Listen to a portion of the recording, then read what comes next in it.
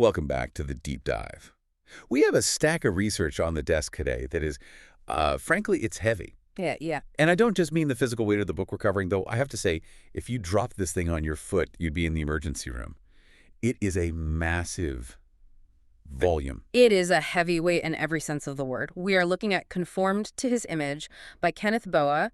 And honestly, this isn't just a book you read. No. It's a book you live in for a while. It's that dense. Exactly. And the reason we picked this for today is because I think a lot of us are walking around with a very specific, uncomfortable feeling, even if we don't really have the language for it. It's that feeling of fragmentation. You know what I mean? Oh, absolutely. The feeling of being split into pieces. Yes. Like you have the work you, who is efficient, maybe a little ruthless with the inbox. Right. Totally focused. Then you have the home you, who is trying to be patient, but is usually just tired. It's so tired. And then if you have a faith background, you Yes. have this spiritual you that you kind of dust off on Sunday mornings, or maybe for 10 minutes before bed, if you remember. It is the classic problem of compartmentalization. We tend to put different aspects of our lives into these neat little boxes that never touch each other. Right. And the problem isn't just that it's exhausting to maintain all those different masks, you know? The problem, according to Boa, is that it's a fundamental misunderstanding of what spiritual formation actually is. How so? Well, we tend to think of spirituality as just another slice of the pie. Yeah. It's like, here is my social life, here is my career, and over here, in this little wedge, here is my spirituality. Right, like it's a hobby. I'm into golf, cooking, and God. Exactly. But Boa argues that spirituality isn't a slice of the pie, it's the crust. Oh, I like that. It holds the whole thing together. If you don't get that right, the filling just spills out everywhere. I love that visual. Yeah. Because the source material we are diving into today is essentially a sledgehammer to those boxes. It really is. The promise of this deep dive is to figure out how to integrate all those pieces. We want to move from a fragmented life to a whole one. And the central metaphor Boa uses to explain this is just so. It's elegant. It is. It's the metaphor of the faceted gem. Yeah. And that is really the hook for this entire conversation. Okay. Boa argues that spiritual formation, which is just a fancy way of saying growing in your relationship with God, is like a diamond. It's one gem, one unified reality, but it has many facets. 12, to be exact. Which, I'll be honest, sounds like a lot. It is a lot. It can be intimidating, but think about a diamond. You can't look at every facet simultaneously. Right. Well, of course not. You have to rotate it. You have to turn it in your hand to see how the light hits the different angles. Okay. The problem Boa identifies right out of the gate is that most people, and most traditions really, just fixate on one facet. They polish that one side of the diamond until they are blue in the face, but the rest of the stone is rough and uncut. Okay, so let's ground this.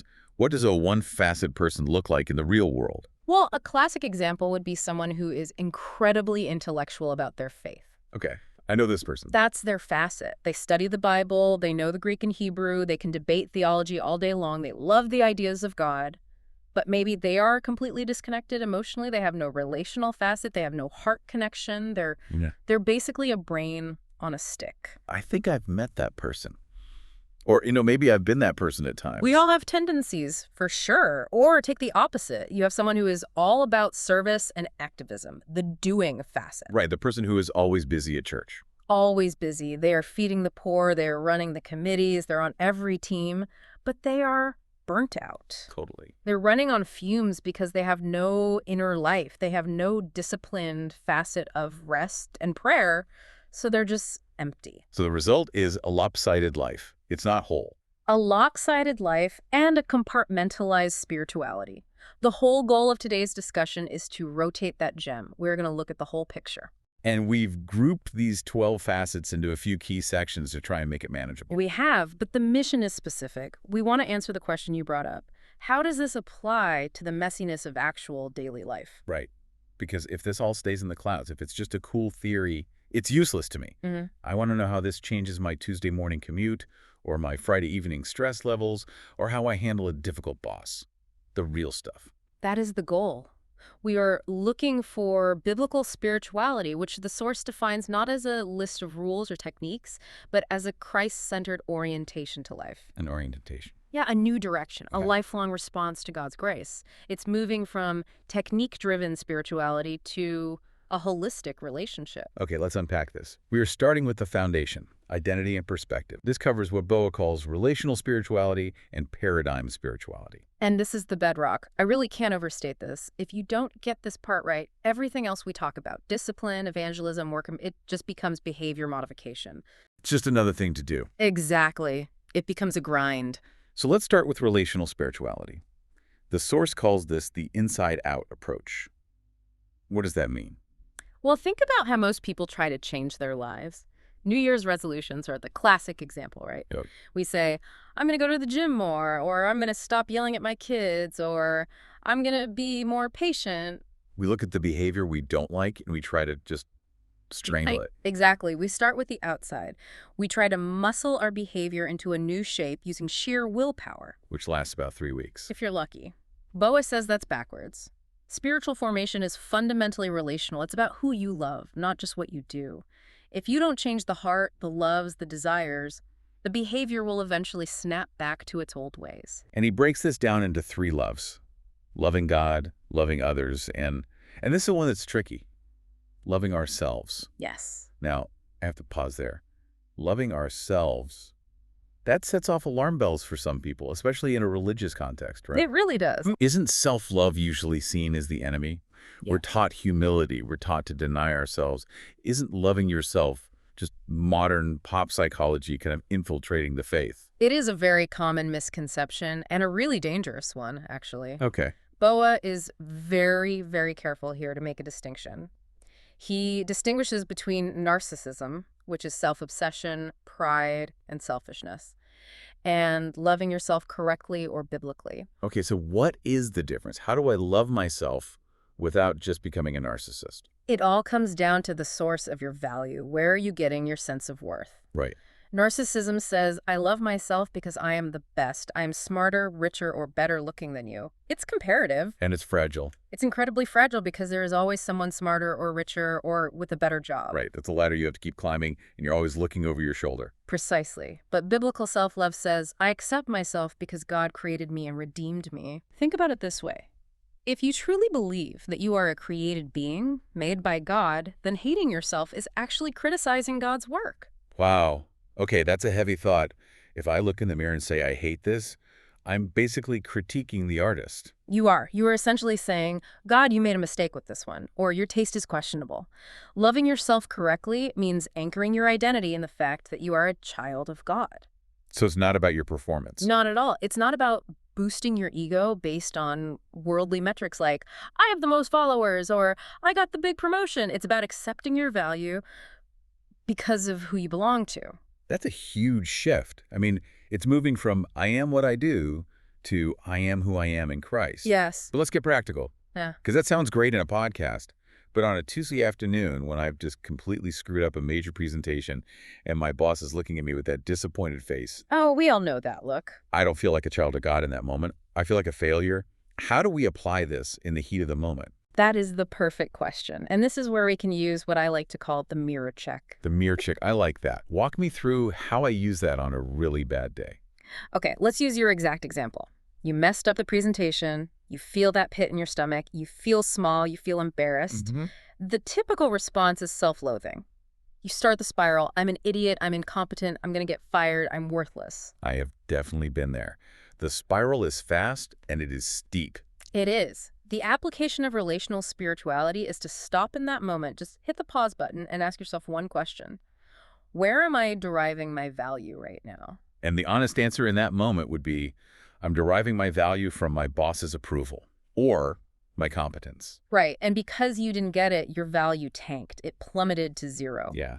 The spiritual discipline here is to actively shift that focus. You literally have to preach to yourself. You say, okay, my performance was bad. I need to fix that. I need to learn from this mistake. But my identity is secure. So you separate the two. You have to.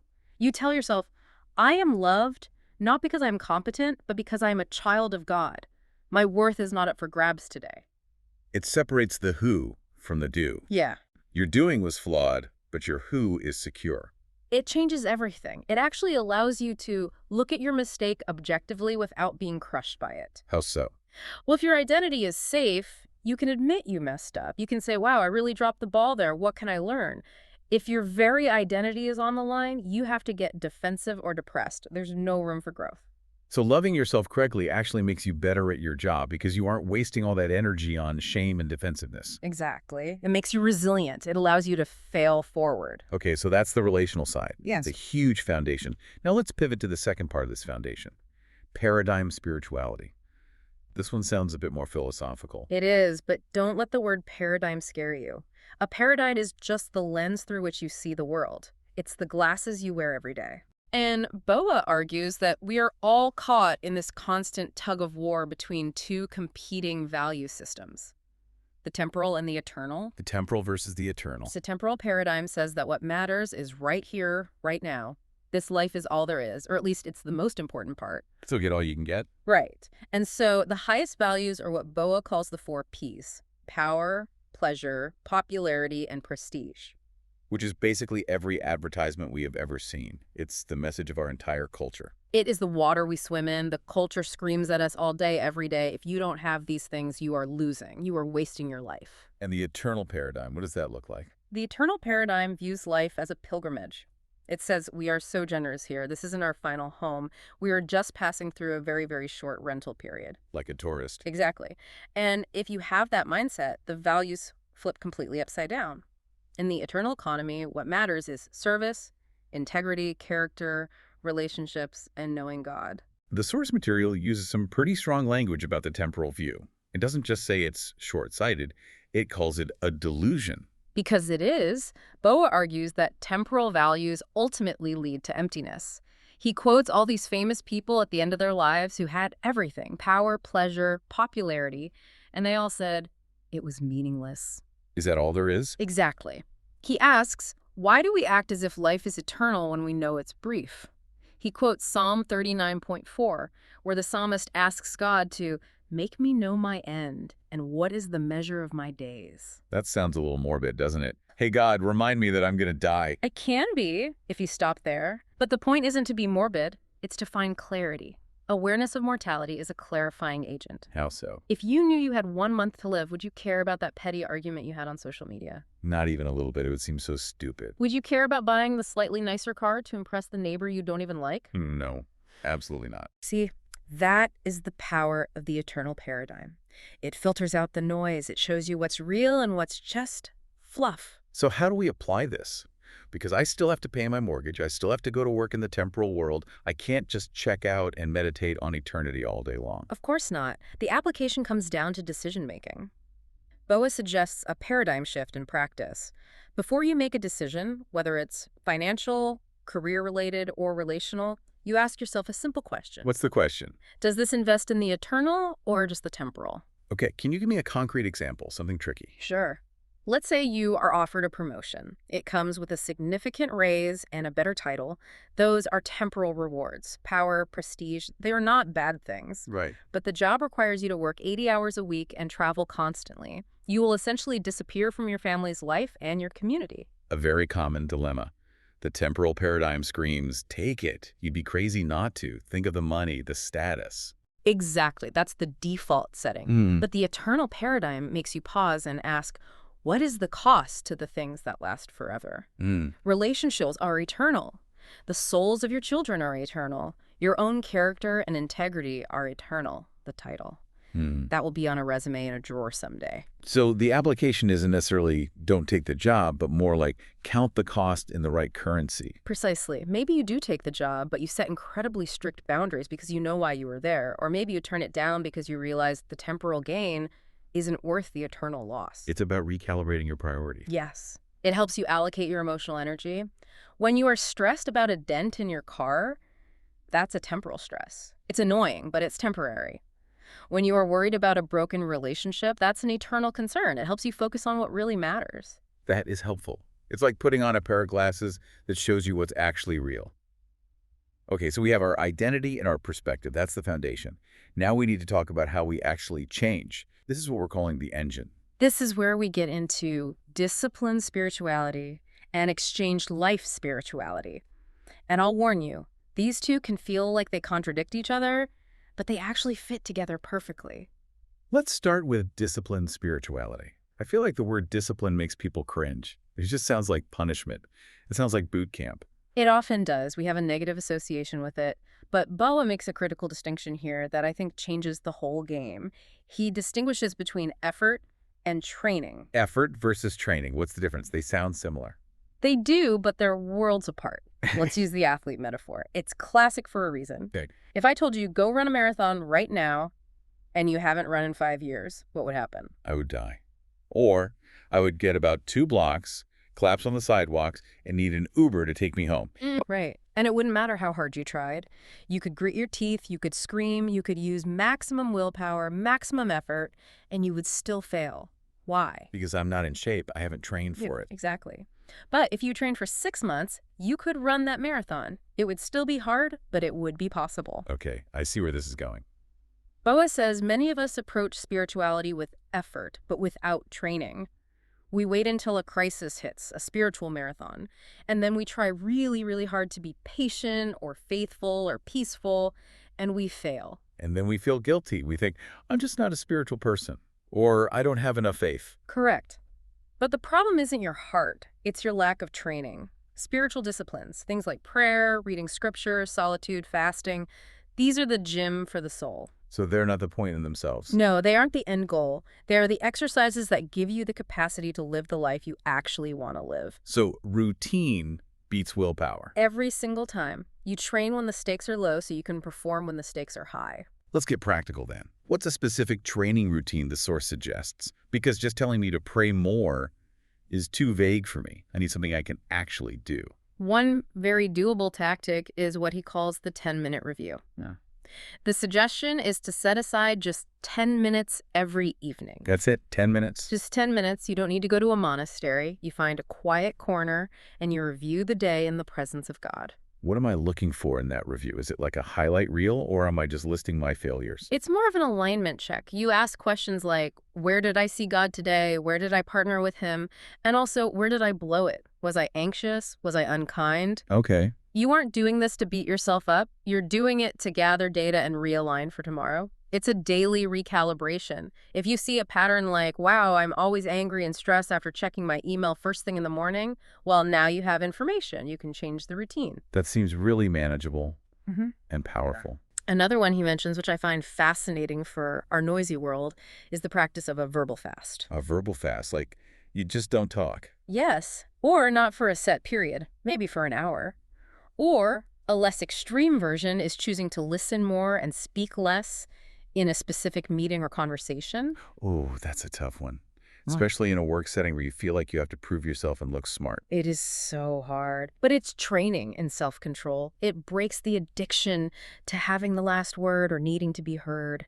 If you can control your tongue when the stakes are low in a casual conversation, maybe, just maybe, you can control your temper when the stakes are high. That makes a lot of sense. It builds the muscle. But, Yeah. and this is a huge but for me, Yeah. if you stop there with just discipline, you just become a very tired, very disciplined person. Right. You're a white-knuckle Christian. Yeah. If it's all just you gritting your teeth and doing your disciplines, you eventually burn out. Which leads us to the next facet, exchanged life spirituality. This is the counterbalance, isn't it? It is the essential other half of the equation. This one is based on a specific verse, right? Galatians 2:20. Yes. I have been crucified with Christ, and it is no longer I who live, but Christ lives in me. This is the principle of the exchanged life. Not I, but Christ. This sounds great theologically, but what does it actually mean in practice? It sounds a bit abstract. It is the move from God help me do this to God do this through me. It's recognizing that the Christian life isn't just difficult, it's impossible. Impossible. On your own, yes, you cannot love your enemies. You cannot have perfect peace in a crisis. Not with your own resources. You will run out. So the exchange life is admitting defeat, in a way. Admitting you can't do it. It's admitting bankruptcy so you can access someone else's account. I like that. Boa outlines a threefold process here taken from the book of Romans: knowing, reckoning, and yielding. Okay, break those down for us. First, knowing. This is the head part. You have to intellectually understand that because of your relationship with Christ, you have a new identity. You aren't just a reformed sinner. You are a new creation with access to his power. So you have to know the truth first. You do. Second is reckoning. This is a mental accounting term. It means you count it as true. You consciously acknowledge it. You wake up and say, this is a fact. I have Christ's resources available to me today. It's not just a nice idea.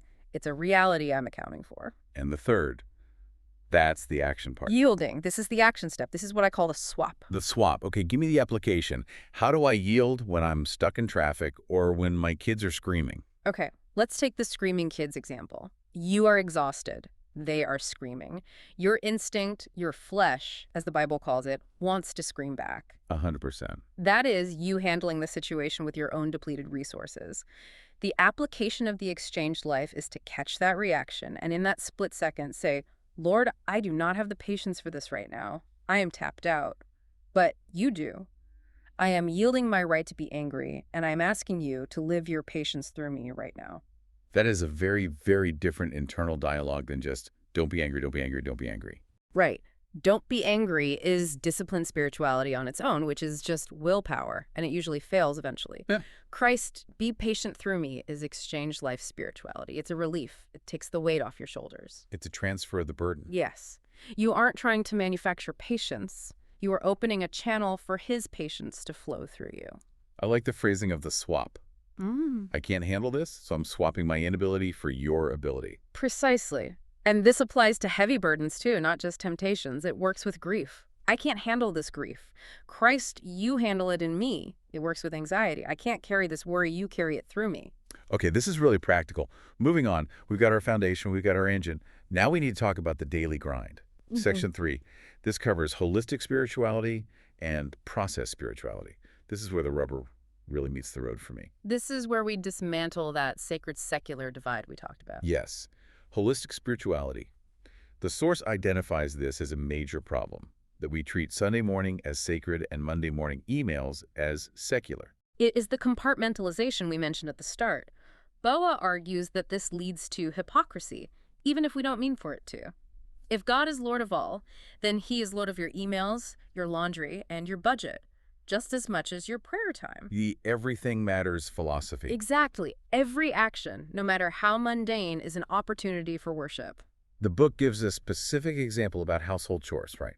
This is the incarnational living concept. It does, and it's a great example. Imagine you are washing the dishes. The water is warm, the soak is slippery. You can view that as drudgery, something to get through so you can do something important. Which is how I usually view it. Right. Or you can do it in Jesus' name. You can consciously thank God for the food you just ate, for the clean water, for the family you cooked for. Suddenly, the kitchen sink becomes an altar. The mundane becomes sacred. That sounds lovely, but let's push it harder. What about the workplace? What about when the work is stressful, not just mundane? How is filling out a spreadsheet spiritual? A spreadsheet is spiritual if it reflects the character of God. What do you mean? God is a God of order, truth, and integrity. If you do your work with sloppiness or deception, you're not reflecting his character. If you do it with excellence, diligence, and honesty, that is an act of worship. You are imaging your creator in your work. So it's about the how, not just the what. Exactly. And what about the people? That's huge. Boa talks about viewing work as a mission field of relationships. Okay. Let's say you see a coworker who is just drowning in work. They're overwhelmed. The secular view says, not my problem. I have my own deadlines. Survival of the fittest. I need to look out for number one. The holistic view says, I am here to reflect Christ. So you stop, you look them in the eye, and you offer to help. Or you just offer an encouraging word. That isn't just being nice. That is a spiritual act. It is reflecting the Trinity relationship and love into a corporate environment that's often about competition. It turns the office into a mission field, essentially, without ever having to say a word about religion. It does. It means you don't have to leave your faith at the door. You embody it in how you work and how you treat people. That connects really well to the next facet, which is process spirituality. Being versus doing. We are a society that is completely obsessed with the product, the goal, the achievement. Did you finish the project? Did you clean the house? What did you get done today? That's the first question we ask ourselves and each other. Yeah. Right. But God, the source argues, is much more interested in the process. He is interested in who you are becoming while you are doing all those things. The journey matters more than the destination. So the application here is embracing the wait or the interruption. Exactly. Let's go back to the traffic example. or a delayed flight. Huh. The product mindset says, this is a waste of time. I am not getting where I need to go. I'm falling behind. I feel that in my bones. The process mindset says, God is sovereign. He knows I am stuck here. Therefore, this waiting time is part of his curriculum for me today. It's a curriculum for patience. Patience, trust, slowing down, maybe even noticing the person next to you. The application is to shift the metric of success for your day. Instead of asking, what did I get done today? You ask, how did I respond to today's trouble? That is Matthew 6.34. Right. Each day has enough trouble of its own. Yes.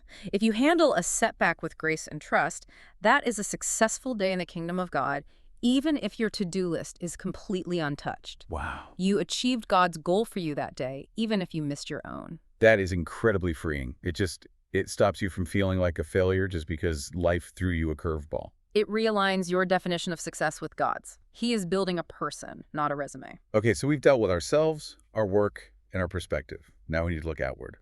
Section 4, the outreach. This is nurturing spirituality. This is the facet that covers evangelism and discipleship, and I can literally feel the listeners tensing up. Oh, yeah. For many people, the word evangelism brings up images of awkward conversations or street preachers with a megaphone. Or high-pressure sales tactics. Have you saved your soul today? Sign on the dotted line before this offer expires. Exactly, a transaction. And Boa addresses this head-on. He calls for a major shift from salesmanship to friendship. Friendship over salesmanship. I love that. It moves away from transactional evangelism, I need to close the sale, to relational evangelism. It's the friend of sinners model we see in the Gospels. So it's about how Jesus operated. Right. Jesus didn't just preach at people from a distance. He ate with them. He went to their homes. He knew them. He loved them before they changed. The source breaks this down into the 3 E's: exposing, equipping, and encouraging. Let's walk through those. Sure. Exposing is about living in a way that makes a spiritual life visible and, frankly, attractive. So it's not necessarily preaching. Not at all, at least not at first. It's living your life in such a way that people get exposed to what Christ looks like in a real person. So it's being the salt and light. If you are handling that stressful meeting with the peace and the exchange life we talked about earlier, you are exposing your coworkers to the gospel without even realizing it. Exactly. It provokes questions. It makes people curious. They might ask, why aren't you freaking out like the rest of us?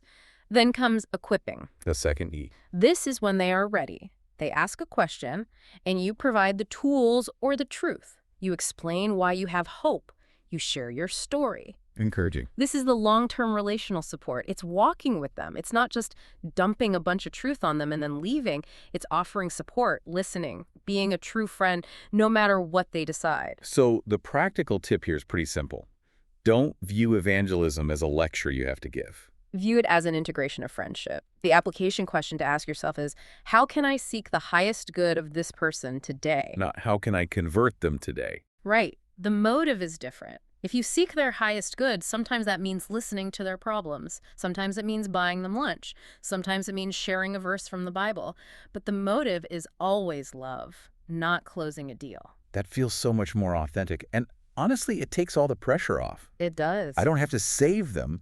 I just have to be their friend and point them to the one who can. Precisely. It turns outreach into a lifestyle, not a project. We're coming into the home stretch here. Section 5 is the motivation. Why do we do any of this? This is motivated spirituality. This facet really digs into the psychology of our faith. Why do we do what we do? The why behind the what. Exactly. Boa points out that all human behavior is driven by deep desires. Specifically, he focuses on 3. The desire for security, for significance, and for fulfillment. We all want those things. Yeah. Every single person. We are hardwired for them. The problem and the trap is that the world offers temporary fillers for these needs. Okay, like what? Well, money for security, fame or social media likes for significance, pleasure or entertainment for fulfillment. Right. And those buckets always leak, don't they? They always leak. They never stay full for long. So how do we apply this facet day to day? You use it as a diagnostic tool. When you sin or when you stumble or even when you just feel off or anxious, you stop and ask, what motivator was I chasing just now? Okay, let's try an example. Let's say I get really jealous of a friend's success. It just eats me up inside. Okay. Diagnose it. Why are you jealous? It's likely because their success threatens your sense of significance. Hmm. You feel like if they are winning, you must be losing. You are looking for your significance by comparing yourself to them. Or if I am hoarding money and terrified of spending it, I am looking for my security in my bank account instead of in God. Exactly. The application is a two-step process. First, identify the false motivator. Second, consciously redirect that desire to its true source. Okay. You say, wait a minute. My significance doesn't come from being better than my friend. It comes from the fact that I am chosen and loved by God. Or, my ultimate security isn't in this bank balance, which could be gone tomorrow. It's in God's unwavering providence. So you are actively replacing the temporary filler with the permanent source. Yes. You are asking the Holy Spirit to help you align those fundamental God-given desires with Christ, who is the only permanent source of true fulfillment. Wow. So we have covered a lot of ground. We've looked at identity, discipline, the daily grind, outreach, and motivation. And that is just a sampling of the 12 facets. We didn't even touch on all of them. It is a lot. And I think my fear, and maybe the listener's fear, is that this becomes just another giant, overwhelming to-do list. Great, now I have 12 more things I need to be doing to be a good Christian. And that is exactly what Boa wants to avoid. Remember the gem metaphor. You don't look at every facet at the same time. You can't. You rotate the gem. So you don't try to do all 12 at once. No, please don't. You'll go crazy. The idea is that different seasons of life will call for a focus on different facets.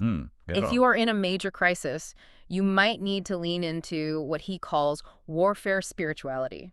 If you are in a long, frustrating waiting period, you need process spirituality. It's a toolkit. You pull out the tool you need for the job at hand. It is, and the encouragement is that you are likely already naturally good at one or two of these. That's great. Lean into those, but maybe pick one that is a little underdeveloped in your life and just experiment with it. Be curious. The source talks about finishing well.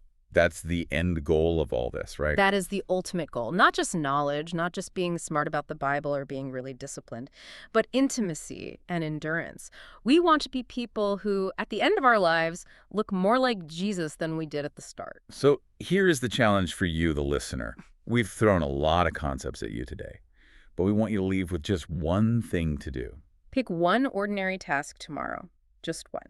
Washing the dishes, driving to work, walking the dog, making coffee. Something mundane. Yes. And consciously invite God into that moment. Don't change what you are doing. Change how you are doing it. Do it in His name for His glory. See what happens. And here's a thought to leave you with. If we truly believe that everything matters, that there is no divide between the sacred and the secular, how does that change the way you walk through your front door tonight? How does it change how you greet your family or your roommate, how you eat your dinner, how you relax on the couch? If God is in the room, He cares about all of it. Everything changes. Everything matters. Thanks for diving in with us. We'll see you next time.